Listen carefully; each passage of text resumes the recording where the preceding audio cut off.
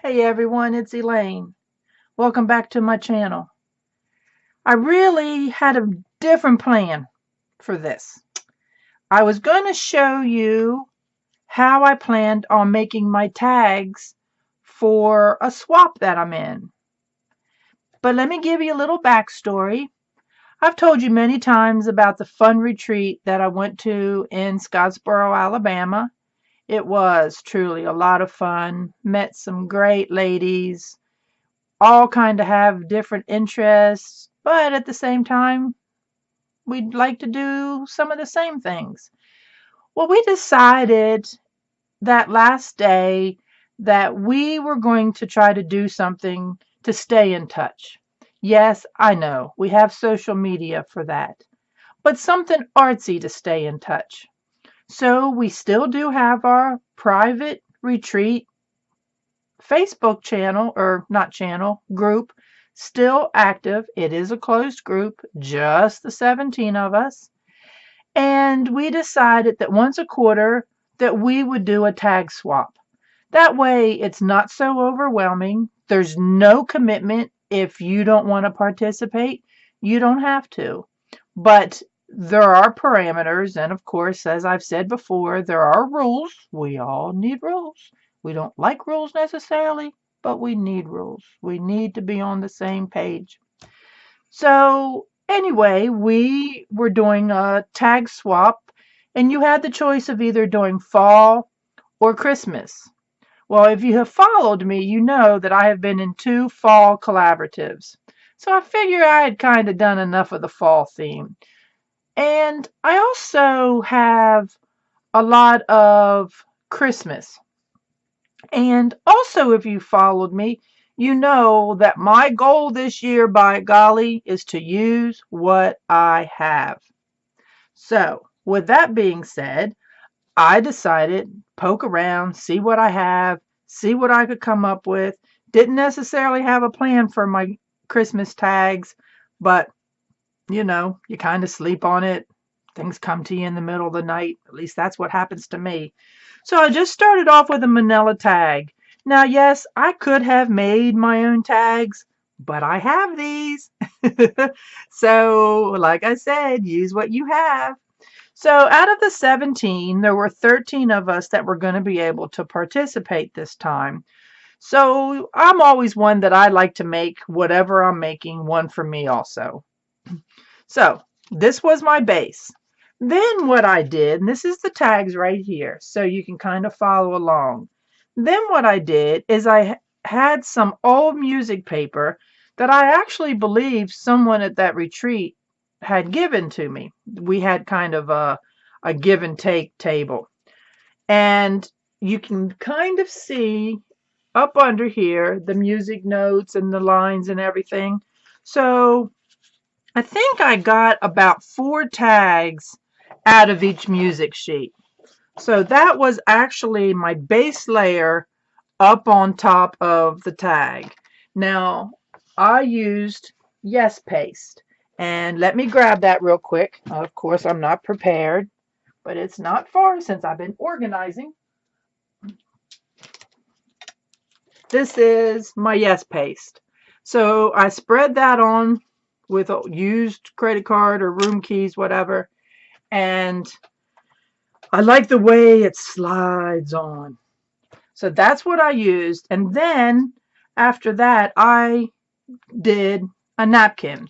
Now these napkins were 3 layers, and I don't have much napkin left to show you. This is all of the pieces that I have left. I used 2 different prints. This one is this, and then these were ones that had more realistic looking holly and berries on it. These kind of look watercolorish to me. So those were the 2 napkins that I used. And what I used to put them on, and I will never be able to say that, so I'm not going to do it any injustice, but it's a Viva product, and it is napkin glue and top coat. Now, yeah, I could have probably used a soft, like gel medium or whatever, but I like that. So, I don't know. I have a couple small bottles of it, so it's some of that stuff that I plan on using and using up. So then after that, they were my two base layers. And the other thing about, well, using the Yes paste, let it dry, then using the napkin kind of decoupage, let it dry. I think that's one reason why too, when I was at the day retreat is where I worked on these. And like I said, I planned on saving at least one to show you how I did it. But once I got on a roll and got in that assembly line to do this, I just kept on going. So after those layers dried, then I knew I wanted to put some kind of word over here. And I thought perhaps just the word Mary. But then, Mary as in Merry. Well, then I found this, and it is just a foam stamp, and it must have come on a big sheet because it's got like tear perforations right there. So this is what I use, just an old foamy stamp, and I always use the little powder things. They're anti-static little pads. I always daub everything that I'm doing with those so the embossing powder doesn't stick anywhere else but where I stamp with the Versamark. All right, so that was what I did next, and what I used was an embossing powder that had glitter in it. All right, so I did all of my tags with that, and then the next thing I used was black embossing powder, and then this was the wooden stamp I used, and this one is by Stamp Abilities. I'd have to say this probably came from Michael's or Hobby Lobby in this case. I've had it a little while, but it's called Reindeer Silhouette, and it does have a number if anyone should be interested. So that was, for the most part, my stamp. My tag. But I knew I still wanted to do a little bit more. So I have a lot of this. And you're going to ask me what this is. And here's a big glue blob right there. You're going to ask me what this is. This happens to be the netting that comes on the back of ceramic tiles. Mostly smaller tiles that they hold together, so it'll be like a 12 by 12, so like 1-inch tiles, they'll be like 12 and 12. This is that netting. So I took some gold paint. I had originally used gold gesso on a piece, and then of course when I went that day, I left it behind, so I didn't have it. I put it to the side to dry, and I didn't have it. So unfortunately, I did have to go buy some gold paint that day. Ooh, didn't want to because I have plenty. But so I just cut off some pieces so they fit in the corners, and I glued them on with the art glitter glue, the little fine tip, excuse me. And then from there, I used these very old stickers that I had from Jolie's boutique. So that is basically my tags. But wait, there is more. On the back side, I did this little poem that I found off the internet, and it's I don't know, it's kind of, I don't know if it rhymes or if it makes sense, but it's what I used. It says, "Let us keep Christmas, holding it close to our hearts, for its meaning never ends, and its spirit is the warmth and joy of remembering friends." And since these tags are going to my friends, I thought it was perfect. And then, of course, Merry Christmas, and I signed it. Now, the back of these tags is nothing but scrap, wintry, or Christmas paper that I had.